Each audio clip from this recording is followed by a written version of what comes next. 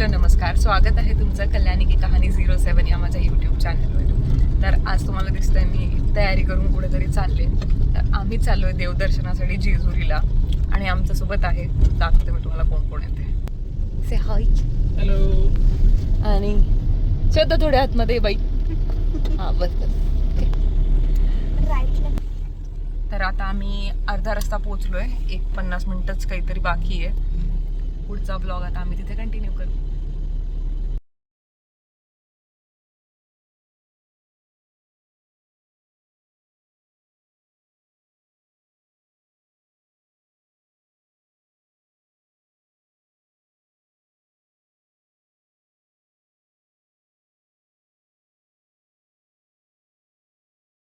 इथे तुम्हाला वर जो झेंडा दिसतोय ते जेजुरीचं मंदिर आहे.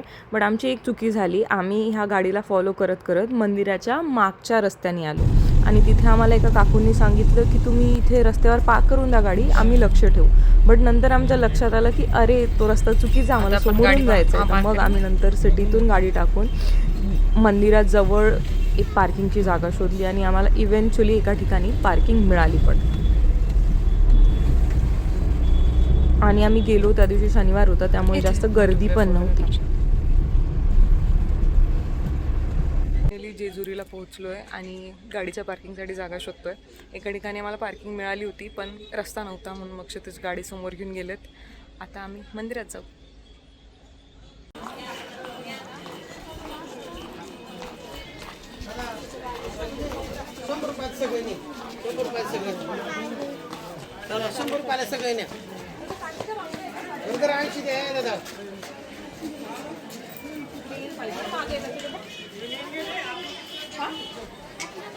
मग बसून कशाला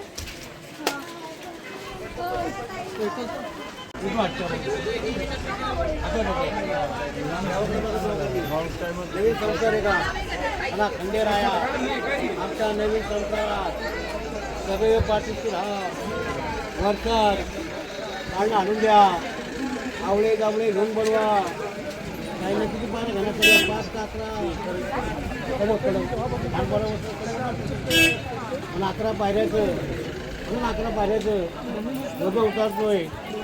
पावन करून घे, वर्षात पान आणून दे. आता जेव्हा 11 पायऱ्या उतरल्या तेव्हा मोठी करा मोठी बाई मोठी दक्षिणेच्या बोलती मारला पण मारला दक्षिणी बोलती तुमच्या मोठी भरपूर जेव्हा भरल्या होती तेव्हा आवळे जावळे घेऊन बोलव.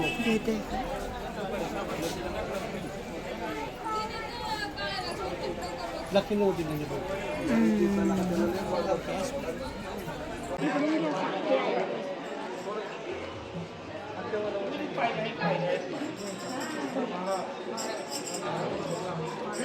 तू तो दुसऱ्या मोबाईलमध्ये मोठा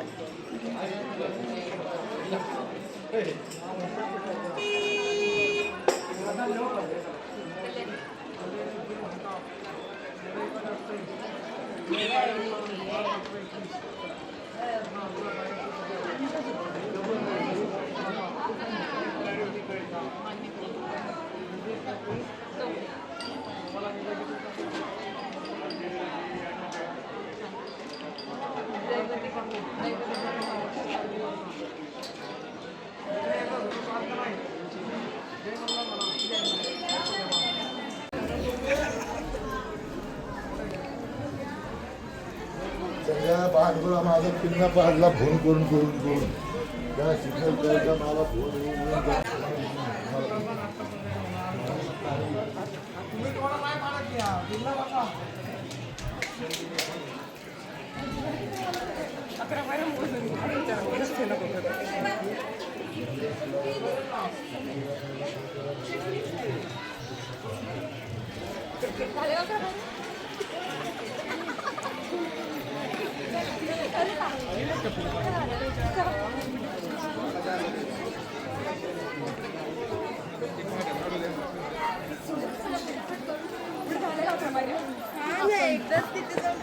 झाले असे.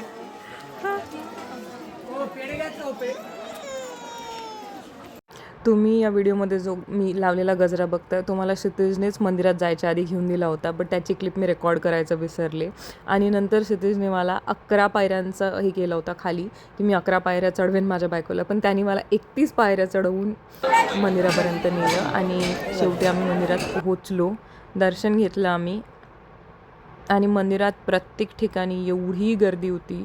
मग नंतर आम्ही एका ठिकाणी थांबून ब्रेकफास्ट केला.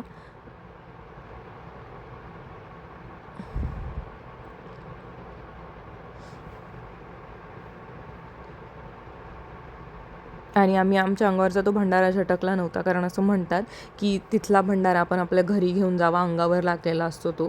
त्याच्यामुळे मग आम्ही तसंच ब्रेकफास्ट वगैरे केला आणि परतीच्या प्रवासासाठी निघालो.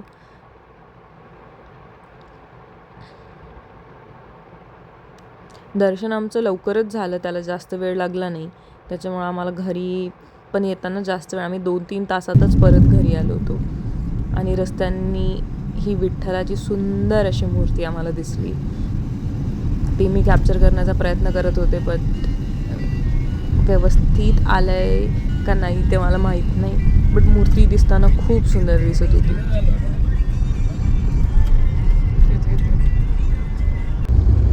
आणि नंतर मी झोपून गेले आणि बाकी लोक जागी होती, बट मी झोपतच घरपर्यंत पोहोचले. आणि असा आमचा जेजुरीचा प्रवास संपला.